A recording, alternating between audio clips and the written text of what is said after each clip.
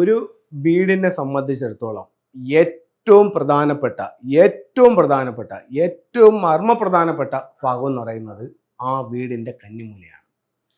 എല്ലാ വീട്ടിലും ഒരു വാസ്തു പുരുഷൻ ഉണ്ടെന്ന് കണക്കുണ്ട്. അപ്പോൾ വാസ്തു പുരുഷൻ്റെ പാദം വരുന്നത് തെക്ക് പടിഞ്ഞാറാണ്.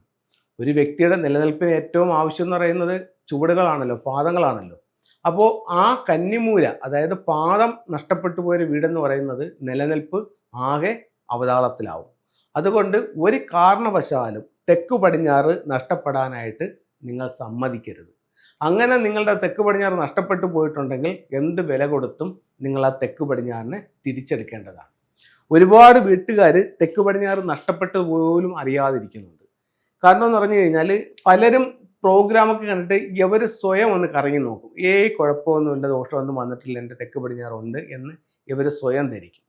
പക്ഷേ കുറേ കാര്യങ്ങൾ കഴിഞ്ഞ് പോകുമ്പോഴത്തേക്ക് ഇവരൊന്ന് കൺസൾട്ട് ചെയ്യുമ്പോഴത്തേക്കാണ് മനസ്സിലാകുന്നത് കന്നിമൂല ഇല്ലായിരുന്നു എന്ന്. അപ്പോൾ നേരത്തെ പരിഹരിച്ചിരുന്നെങ്കിൽ ഇത്രയും നഷ്ടങ്ങൾ ഉണ്ടാകില്ലായിരുന്നു എന്ന് ഇവർക്ക് സ്വയം തോന്നും.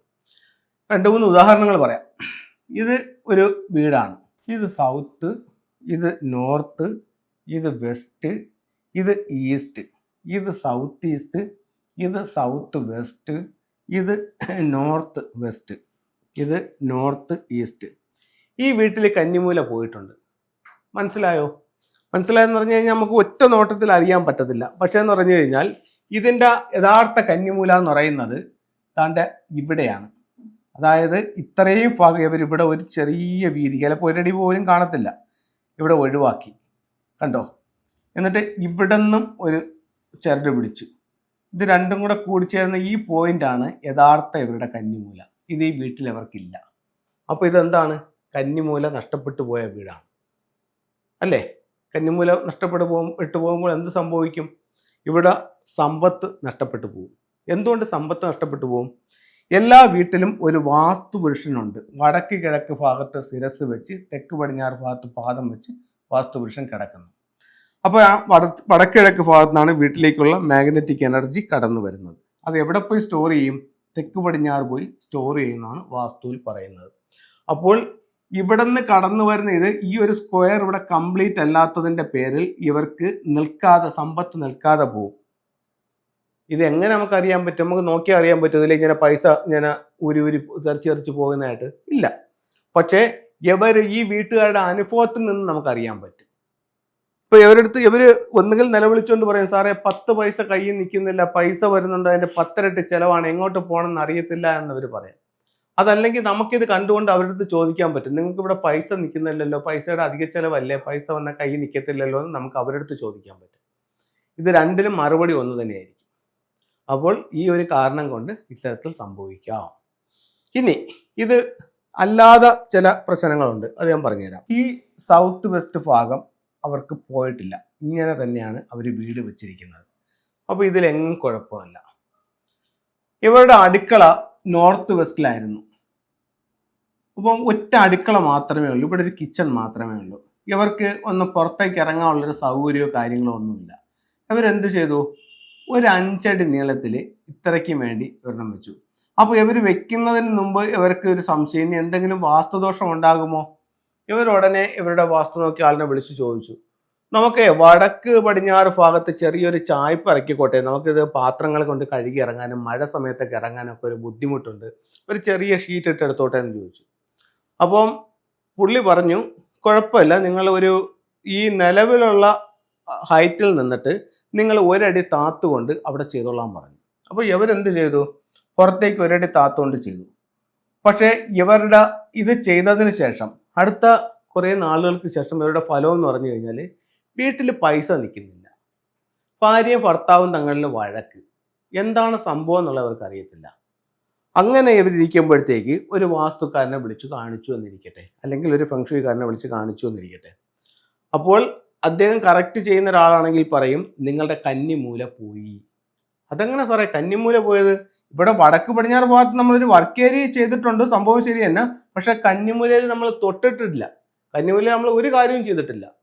നിങ്ങൾ കന്നിമൂലയിൽ ഒന്നും ചെയ്യണ്ട.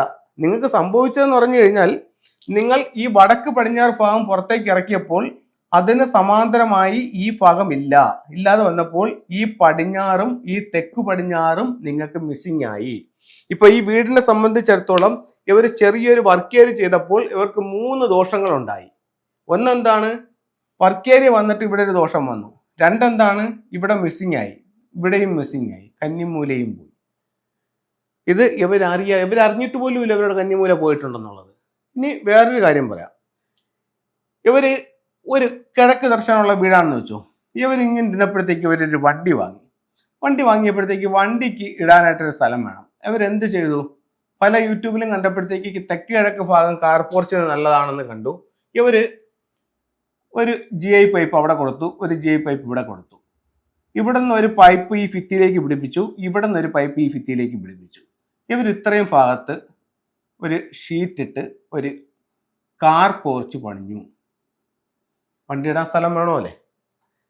കാർ പോർച്ച് പണിഞ്ഞു. കുറച്ച് നാൾ കഴിഞ്ഞപ്പോഴത്തേക്ക് ഇവർക്ക് സാമ്പത്തിക പ്രശ്നങ്ങൾ, പുള്ളി ചെയ്യുന്ന പരിപാടികളെല്ലാം പരാജയങ്ങൾ, പുള്ളിക്ക് പേരുദോഷങ്ങൾ, ഭാര്യയും ഭർത്താവും തങ്ങളിൽ അടി.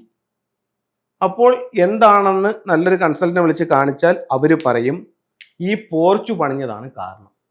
2 പൈപ്പിട്ടൊരു ഷീറ്റ് ഇട്ടപ്പോഴത്തേക്ക് ഇത്രയും പ്രശ്നമോ? ഉറപ്പായിട്ടും ഉണ്ടാവും. ഇത് നിങ്ങൾ ചെയ്തപ്പോൾ നിങ്ങളുടെ കന്നിമൂല നിങ്ങൾക്ക് നഷ്ടപ്പെട്ടു. ഈ കന്നിമൂല ഇവിടെയാണ് വന്നത്. ഇപ്പോൾ നിങ്ങൾക്ക് എന്ത് പറ്റി? സൗത്ത് പോയി, സൗത്ത് വെസ്റ്റും പോയി. സൗത്ത് പോയപ്പോൾ നിങ്ങളുടെ പേരും പ്രശസ്തിക്കും എല്ലാം മങ്ങലേറ്റു. സൗത്ത് വെസ്റ്റ് പോയപ്പോൾ ഭാര്യയും ഭർത്താവും തങ്ങളിൽ അടിയായി. ഇത്തരത്തിലുള്ള വാസ്തുദോഷങ്ങൾ ഒരുപാട് വീടുകളിലുണ്ട്, ഒരുപാട് വീടുകളിലുണ്ട്. പക്ഷേ ഇവരറിയാതെ പോവുകയാണ്, ഇവരിതെല്ലാം അനുഭവിച്ച് തീർക്കുകയാണ്. അതിൻ്റെ ആവശ്യമില്ല. നല്ലൊരു കൺസൾട്ടനെ കാണിച്ച് വീട് പരിശോധിക്കുക, എന്നിട്ട് അവർ പറയുന്ന കാര്യങ്ങൾ യഥാവിധി ചെയ്യുക. ഉറപ്പായിട്ടും മാറ്റമുണ്ടാവും. ചില കാര്യങ്ങൾക്ക് നമുക്ക് ചെയ്ത് മാറ്റാനോ പൊളിച്ചു മാറ്റാനോ ഒന്നും പറ്റാത്ത ചില സാഹചര്യങ്ങളുണ്ട്, അറിയാം. അത്രയും വീടുകൾ നമ്മൾ ഒരുപാട് കണ്ടിട്ടുണ്ട്. പക്ഷെ അവിടെയും നമുക്ക് പിരമിഡുകൾ ഉപയോഗിച്ചിട്ടും ഫെങ്ഷുയുടെ ടൂളുകൾ ഉപയോഗിച്ചിട്ടും വാസ്തുവിൻ്റെ നിയമങ്ങൾ ഉപയോഗിച്ചിട്ടും നമുക്ക് ആ വീടിനെ രക്ഷപ്പെടുത്തിയെടുക്കാനായിട്ട് സാധിക്കും. 100-ൽ 100 വീടും പറ്റുമെന്ന് ഞാൻ പറയുന്നില്ല, 95 വീടും ചെയ്യാനായിട്ട് പറ്റും. ഒരു വീടിൻ്റെ വാസ്തുദോഷം മാറാൻ വേണ്ടി ഫെങ്ഷുയിൽ ഉപയോഗിക്കുന്ന പ്രധാനപ്പെട്ട ടൂളുകളിൽ ഒരു 4 എണ്ണം. ഇത് ഒരു ടോർട്ടോയ്സ് ആണ്. ഇത് നമുക്ക് എവിടെ വയ്ക്കാം? സ്വീകരണ മുറിയുടെ നോർത്തിൽ വയ്ക്കാം.